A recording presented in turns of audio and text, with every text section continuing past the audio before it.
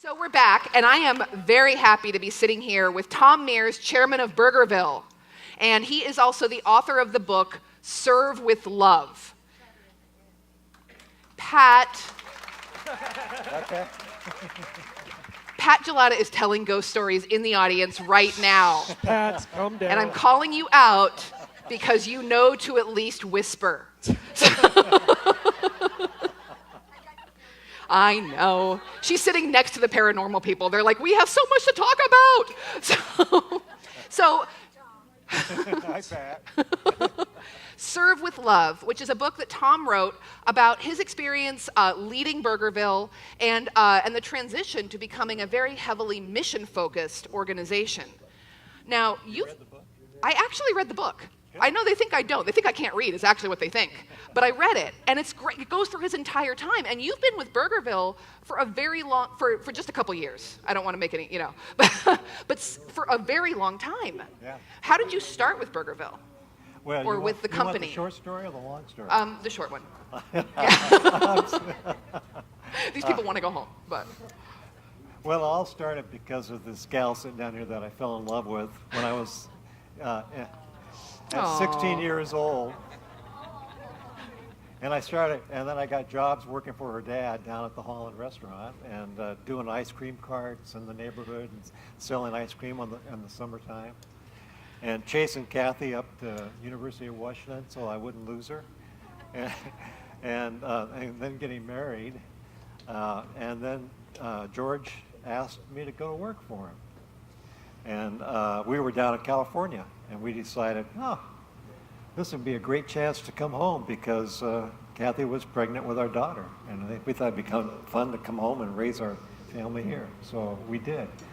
You want to know what year that was? Yes. 1966. Oh my goodness. Yeah. Yeah, and there were 3 Burgervilles then, all of them in Vancouver. And now there are quite a few more. Yeah, there are. And you started actually one of your first tasks was opening one of the new ones or managing one of the newer ones at the time new. Yes, I opened the first one, first Burgerville in Portland.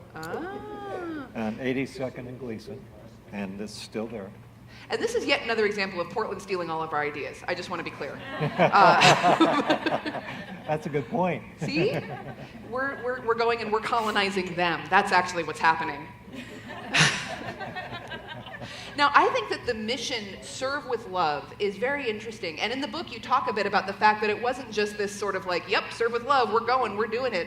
That there was actually a process to get there. Yeah. Can you talk a little bit about how you got to Serve with Love? Well, the process started with the idea, when George retired and I took over the company, or just before he retired, I realized that we had a lot of competitors and we were struggling and things weren't going the right way. And we met these 2 guys, Bill Cutts and Dick Barnett, who taught this thing called being mission-led. Mm-hmm. And I grabbed onto it. I thought, that's what I need. I need something bigger than me to lead us. And so we hooked up with them. And Dick Barnett has since passed away, but Bill Cutts is still with us after all these years. We started that in 1989. Mm-hmm.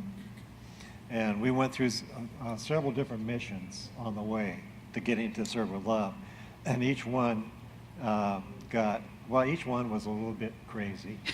I mean, our first mission was meet our guests' expectations. Wasn't that exciting? Meet our guests' expectations. Yeah. We will solidly do what you expect. Yeah, and then George, he loved that one.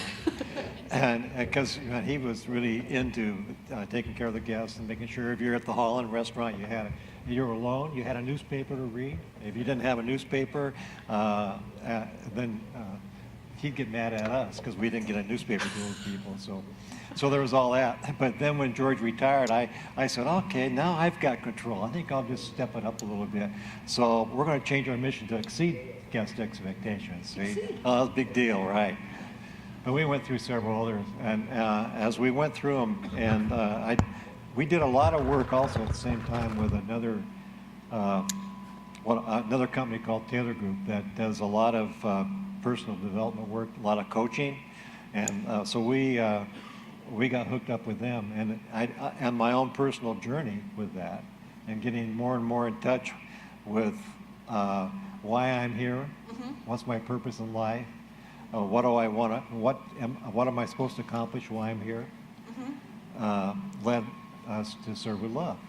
And I didn't come up with it, our marketing director did. We were sitting around, four of us, with our coaches, and wondering what our next mission really should be, and she says, well, how about Serve with Love? And we thought, that's the greatest mission in the world. We got to do that. Love it. And our two coaches, they said, I don't know. So they went for a walk around the block to talk, and they came back and says, no, you guys can't do that. It's no business has a mission like Serve with Love. But while they were walking around the block, we're sitting in there talking and getting more and more enthused over it. And so they came back and we said, oh, you guys are nuts. We're going to stick with it, and blah, blah, blah. And we did, so we stuck with it. And so that was how we got to it. And the interesting thing about it was our first focus was on our guests, taking care of our guests. And we could serve them with love. The food tastes better when it's made with love, all that kind of thing, that we'd be successful. But it didn't take us long to figure out, no, wait a minute. We're missing something. That's our employees. They're the ones that are actually serving our guests. So we have to take care of our employees.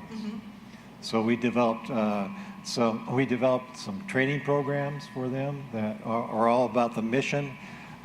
We were early on a company that decided that we had a health insurance plan for our employees, but our employees weren't signing up for it. And we asked them, the same one we had for us as managers.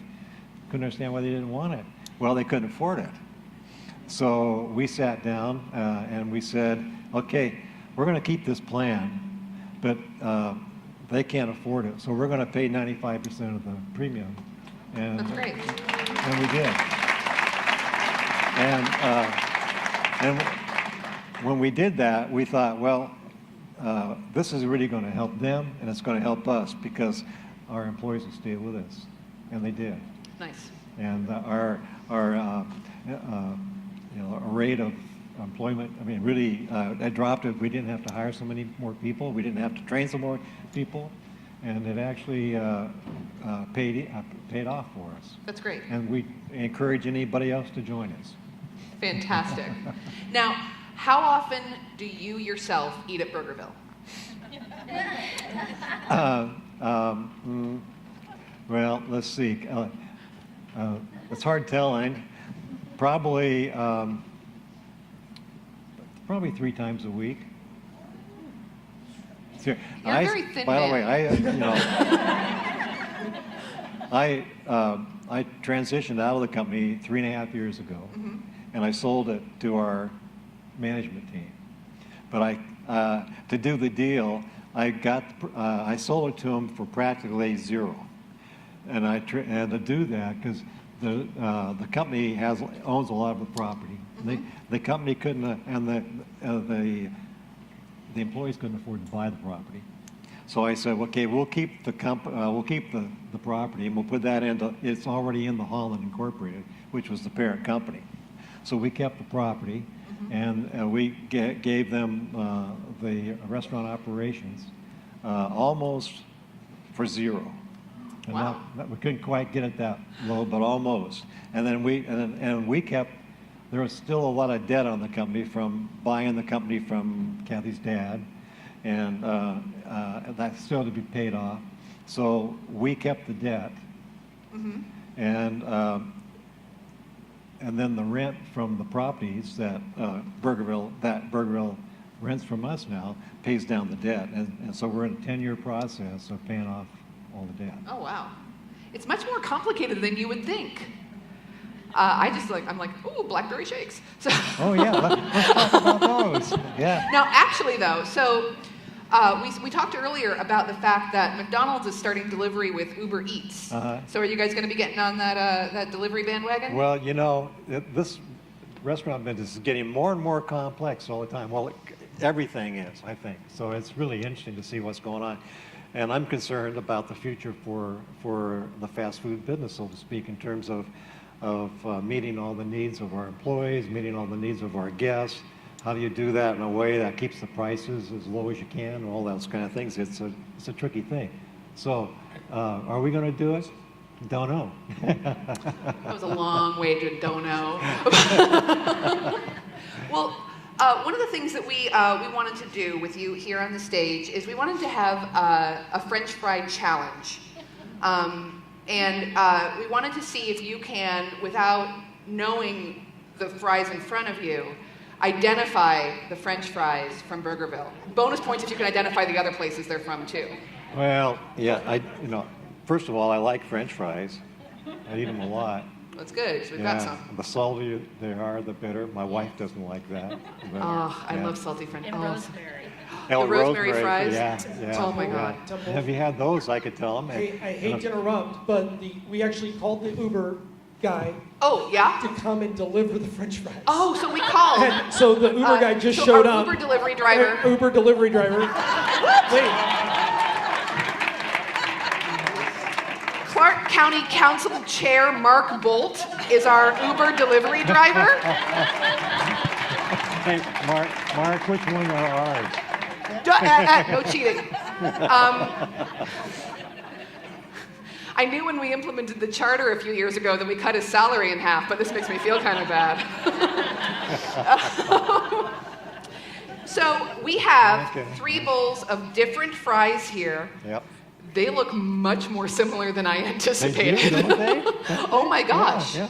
So, No, they all smell so good. And I haven't had any dinner either, so. well, you need to test one from each of these and tell me where it's from, and then you can have the rest. I need some water to drink. No, I don't. I'm okay. God, You these are gotta so clean your high palate, maintenance. right? All right. So you can have your pick of which one's first. Okay, let's start over here. Okay, I'm going to try these 2. Oh, they're cold. Uber. Uber didn't do a good job. They do say it's going to be like 30 to 40 minutes. I'm like, seriously? For a French Okay. fry? Okay. Look, here she comes with the water. Look at that service, see? I took my glasses off. I thought they were going to blindfold me. You told me you were. You want me to guess what that one is? No, not yet. Okay, not yet. Okay.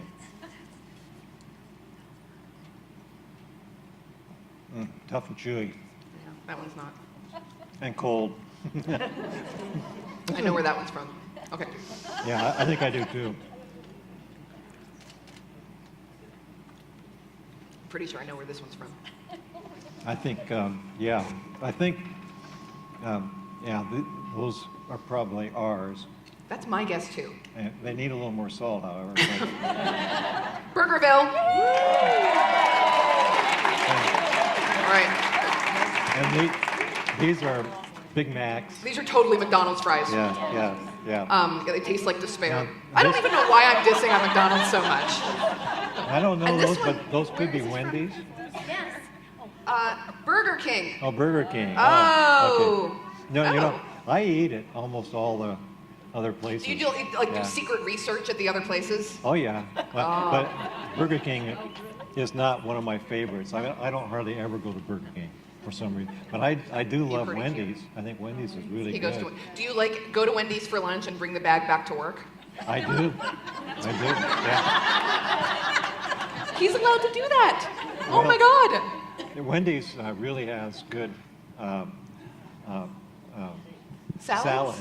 They do actually. They have really as good those salads, things go. and we have to get better, a lot better. We got a lot of work to do still. All right. Well, you guys, let's give Tom a big hand. Thank you so much for being here. This was awesome.